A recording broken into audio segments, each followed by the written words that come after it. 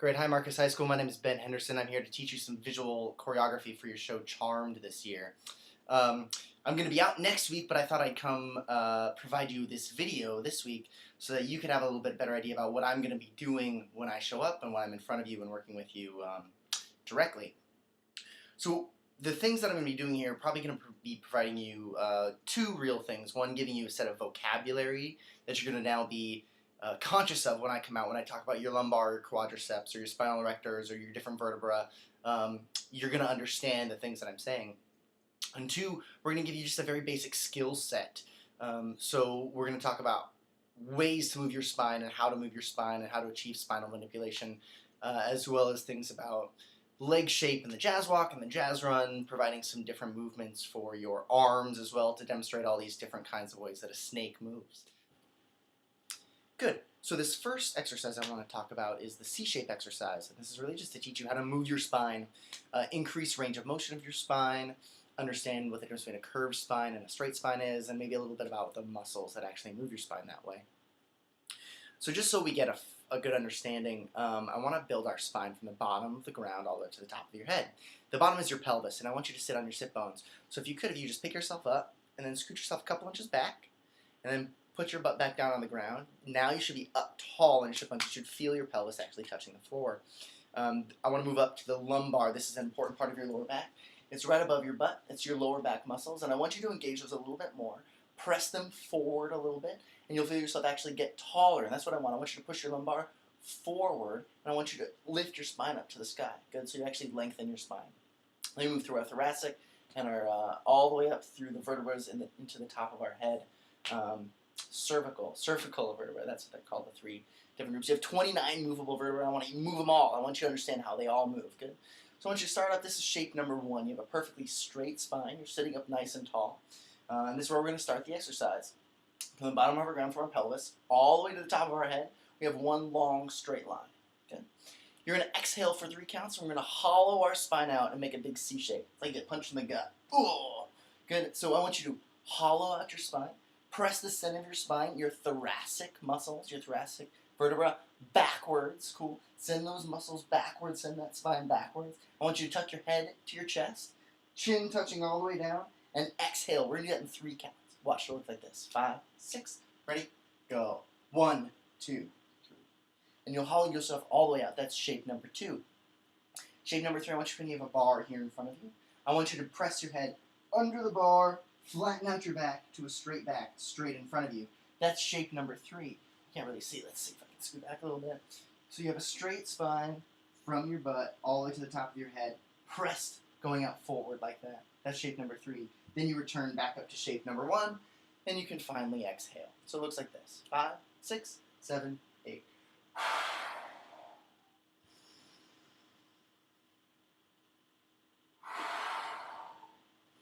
So hopefully it just teaches you a little bit of range of motion of your spine. It teaches you how to manipulate your spine, and we can work from there to add on eventually to some ripple snake-like movements.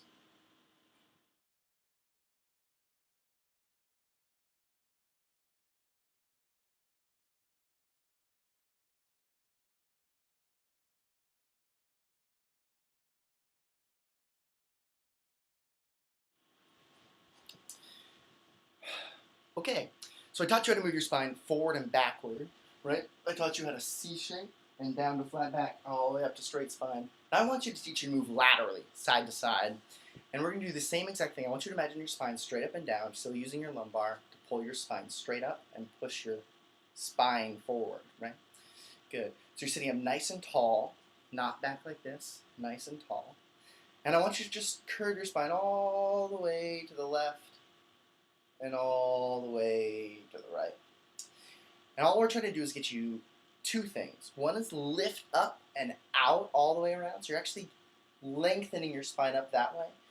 But I also want you to think about curving your spine as much as possible. This will help increase the range of motion you have. So when we really add in those snake-like movements later on in the show, they'll be enhanced because you can make your body move further than you previously could. So we're just going to take 2 counts to go each way. 1, 2, 1, 2. 1, 2, 1, 2. Good. I want you to focus on your rib cage especially. You should be able to move your rib cage side to side independently of the rest of your spine. So that enhances that snake-like movement if you really move your chest over and do the same thing to the opposite side. So the next thing I want to talk about is how you might move your arm like a snake. And just for a second, I want you to watch the arm motion that I'm doing here. And the trick is really in the fingertips. What I want you to focus on is what your fingertips are doing. I want you to go over a bar and under a bar and over a bar and under a bar. If you've ever gone in your car and stuck your arm out the window and gone up and down with the wind, in fact, you should do homework, you should do that all when you go home, I want you to feel the press your hand down, press your hand up, press your hand down, press your hand up, and emphasize that down and up motion with your hand. A couple tricks might be, don't let your arm go all the way straight. Keep it bent a little bit, and that'll help the motion. And the other thing is really focus on slowing down the motion. Maybe stop halfway, stop halfway, stop halfway, and that'll help break down the chunks of what that motion might look like. So the next thing I want to talk about is an exercise you actually already do. And I saw this in a video of one of your ensemble rehearsals, and you're out on the field, and you would do a plie for 4 counts. You hold it for 4 counts, and you come up back for 4 counts, and it was all while you were playing, so it was coordinated with your breath, which I think is incredible when you're doing choreography. So you're definitely on the right track there. But what I want to do is I want to add one more skill set to that, and we don't necessarily have to do it with the music, because I understand that would require a lot of changes. But I want you to take that same exercise that you were doing there, and I want to add one part of your vocabulary, and that's the forced arch. So you can do this both in first position with your feet together, and in second position with your feet apart. You'll see me do this a lot with my hands. I'm demonstrating the way your feet should be. It's easier for me to hold my hands up like this and you to see what your feet should look like. So first position is when your heels are together and you're turned out, and we'll talk about turn out here in a second. And second position is when your feet are apart, just wider than shoulder width, and you're also turned out. So when I say turned out, I really mean that your whole leg from your hip socket all the way down to the tips of your toes are turned out. And so your hip actually works like a ball and socket joint. So your leg fits up into your hip with a ball and socket joint, so it can actually rotate and turn like that. So what I want you to do is I want you to take your foot and put it straight out to the side, and I want you to turn your toes in different directions. But I want you to think about moving your leg all the way up here in your hip by your pelvis. So if you were to have those track pants on that have stripes down the side and maybe one stripe on the front as well, I'd want you to move every part of that stripe to the outside and every part of that stripe to the inside. And it starts way up here in your hip. So let's all do this together. Go ahead and put your foot up like this. Rotate out. Remember that whole straight line rotates out and in, so you understand how to turn out. So from there, we can take our feet and rotate into turnout position, making sure that those 2 stripes from our hips all the way down are all facing in the same direction, all the way out. That includes our knees, that includes our shins, that includes our toes, all the way up and down our legs are facing in the same direction. Good. Next thing I want you to do is I want you to use all your toes. Just take all your toes and press them down to the ground like a pancake. So I want you to focus on using all your toes. In the video, I saw a lot of people who had problems stabilizing themselves in the plie position. And that's actually because you're not balanced. You're not utilizing all the energy you possibly can. You should be using your big toes as much as you're using your little toes. Take all of them, press them down to the ground, and we're going to take a plie for 4 counts. Good, so you're pressing all of your feet down to the ground. Let me see if I can step back so you can see that. So we're turned out. And you can see my legs are turned out. My knees travel in the same direction as those lines were, straight over our toes. Good. And at the same time, we're pressing our heels down to the ground. Our heels want to be on the ground in a demi-plie. It's not till a grand plie that our heels come up. So I want you to keep those heels down for the demi-plie. And then as you come up all the way up to center, then we can press all the way up to a releve position like you're doing right now. What I want to change is the forced arch position. So if you come to a plie, we could pretend like our feet are going into releve, and we can bring our heels all the way up. That's that forced arch position that we were looking for. So I want you to think about these 3 shapes. We have neutral, 4 shapes I guess. We have neutral, we have plie, we have forced arch, we have releve. Good, so you have those 3, and we're going to move independently all the way through those. Like plie for 4, forced arch for 4, and releve for 4, and down for 4. So that really teaches you a good deal of information. It teaches you the plie, teaches you the forced arch, teaches you the releve, teaches you how to come back down to neutral. We talked about using all of our toes. We talked about pressing our heels down in the demi. So you understand the difference between heels down, heels up, heels down, heels up until the releve, which is a completely new set of skills. You're using your quadriceps to straighten out those legs, pulling our legs together, and lifting up tall as we set our heels back down into first position. Good. And of course, we can also do the same exercise that we did in first in second position, so I'll walk you through it. Still standing turned out, still taking those stripes that are up and down our legs, out to the side. And we're just taking nice 4 slow counts down into a plie. Again, our heels are straight down. We have a nice wide stance. In fact, I can probably go a little bit wider. That's a good demi-plie. Then I take my heels and I force them all the way up into a forced arch. Then back up into releve. I'm squeezing my legs together, engaging my quadriceps. I can press my heels back down to neutral. Again, it's plie, forced arch, releve, and back. So Abe's going to demonstrate how to jazz walk, and I'm going to have him go nice and slow. He's going to walk up and down the yard lines. I'm going to have him focus on just a couple different things. He's going to focus on toe point. He's pointing his toes as hard as possible, which usually means his heels are coming off the ground as much as possible.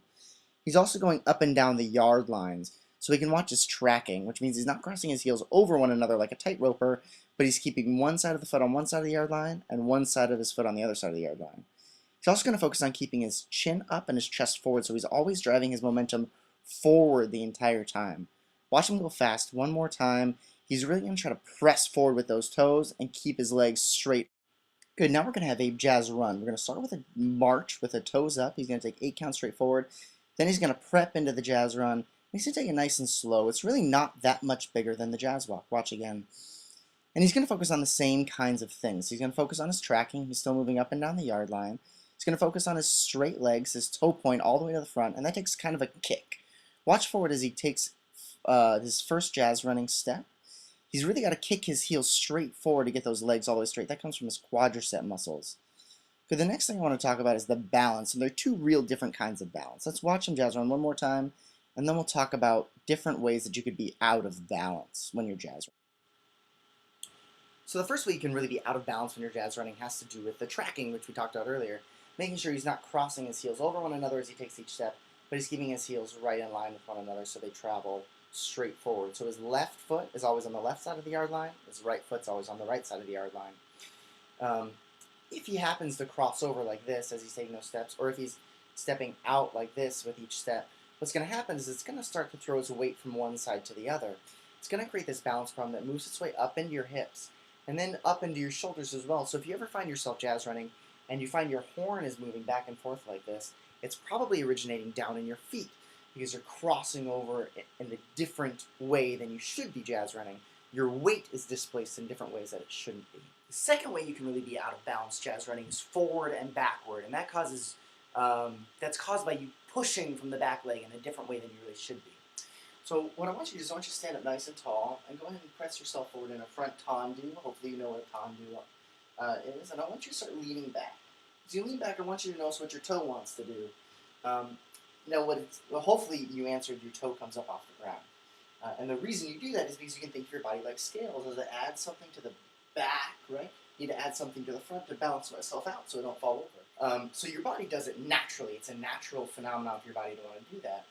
And most people when they jazz run, and I'd say it's actually probably about 50-50. Some people jazz run with their weight behind them. That causes their heels to kick up this way. So if you ever see one of those students who's marching and jazz running with their toes way high in the air, it's probably because their weight's behind them, and to compensate, they're picking their feet up in front of them. Try to get them to get their sternum forward and actually lean into the jazz run. That'll keep those legs nice and straight all the way to count 1. Maybe you're leaning too far forward. That would probably cause your leg not to go all the way straight because your weight is actually getting to that downbeat before your leg can. Your leg doesn't have time to clear your body and go absolutely straight for the count 1 because your weight is already there. So it helps if you see a student who can't get their leg all the way straight, and maybe because their weight's in front of them too much. So now you understand how you can be out of balance this way when you're jazz running, and out of balance this way when you're jazz running. And then the only really other thing that I have to give you as far as advice goes is to really kick your legs strong on every downbeat. Usually it's because you're not using enough energy, enough effort in your quadriceps to get that leg straight. So let's watch Abe jazz run one more time just to get a good feel for what I was talking about. He's balanced in both ways, pressing his sternum forward. He's shooting those heels forward to the downbeat, flicking those toes forward to get all the way to count 1. And he's using pretty much the same technique that we talked about in the jazz walk also doing it up and down the yard lines to watch us track. Well, thank you very much. I hope this video helped at least a little bit. Basically, these are very similar things to what I'll be doing when I come out next week. So hopefully you now kind of understand some vocabulary and some different exercises that we can go through. I look forward to working with you next Wednesday and Thursday and Friday. Thank you.